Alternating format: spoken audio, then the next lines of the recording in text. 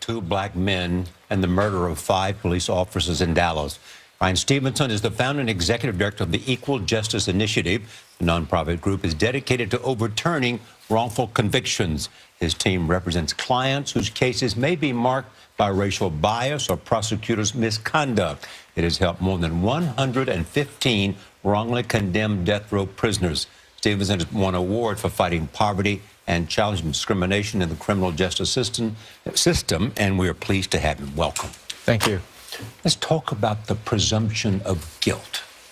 Yes, we have in this country a history of racial inequality that we really haven't adequately acknowledged. It began during the time of slavery, when the great evil for me was not involuntary servitude or forced labor. It really was this narrative of racial difference, this ideology of white supremacy that we created.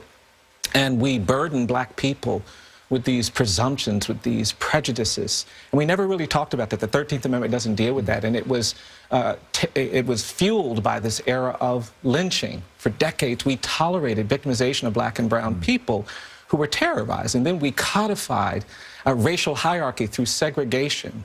And then we passed the Civil Rights Act, but we've never dealt with this presumption. And today, black and brown people in America are burdened with a presumption of dangerousness and guilt. And you believe it has a direct link to slavery? Well, I do. And our inability to somehow come to grips. I think our failure with an understanding of the ramifications of slavery. I think our failure to take seriously this problem is rooted in our unwillingness to acknowledge all the damage that was done by slavery, and the damage that was done by lynching, and the damage that was done by segregation. Look, I'm 56 years old. I've got a hard law degree from Harvard. I've got honorary doctorates. I've argued cases at the United States Supreme Court, and I have been pulled out of my car, and police officers have threatened to blow my brains out because of this presumption. And it doesn't matter how smart you are, how educated you are, you will go places in this country where you will be presumed dangerous. And that culture, this culture, has been created by this history that we don't acknowledge.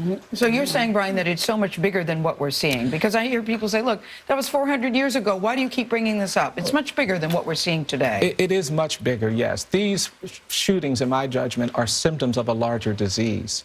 In this country, there are very few places where you can deal honestly with the history of slavery. There's no place you can deal honestly with the history of terrorism. We actually haven't dealt with all of that resistance to integration. And we are indifferent to this victimization of black and brown people. And that problem is a larger problem. And it's not just the people who are shot and killed by the police. It's the people who are beat by the police. It's the people who are menaced and targeted by the police. It's the people who are humiliated by the police. There are hundreds of thousands of black men and women and children in this country that have stories to tell about how dangerous it is when they are encountering police. And it's unfair to burden black and brown people in this country with the obligation to navigate police encounters safely. The burden is on you as a black and brown person to make sure you say and do the things that avoid some tragedy, and that's not right. So when the president says we are not divided as some people think we are, is he wrong? No, I think that there are opportunities to make a difference, but we have a real problem, and we've got to change. Listen, what happened to the police officers in Dallas is unquestionably horrific.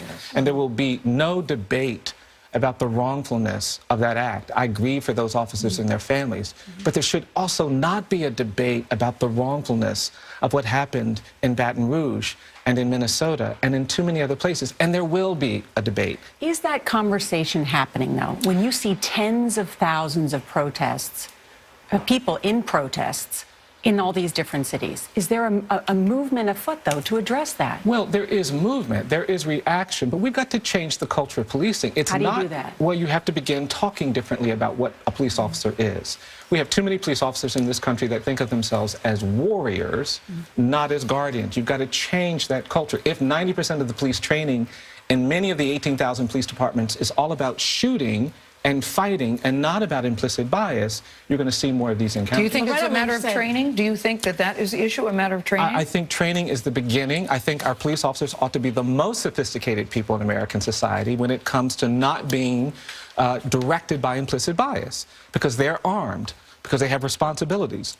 They have to be the people we trust the most, not to presume others dangerous and guilty. But that's not what's happening. So we've got to do training. But we also have to change that culture. We've got to create some accountability. How do you change somebody's bias, though? Well, Bryan? you actually get them to acknowledge that when they see someone of a particular race, that they're primed to think things that are unfair.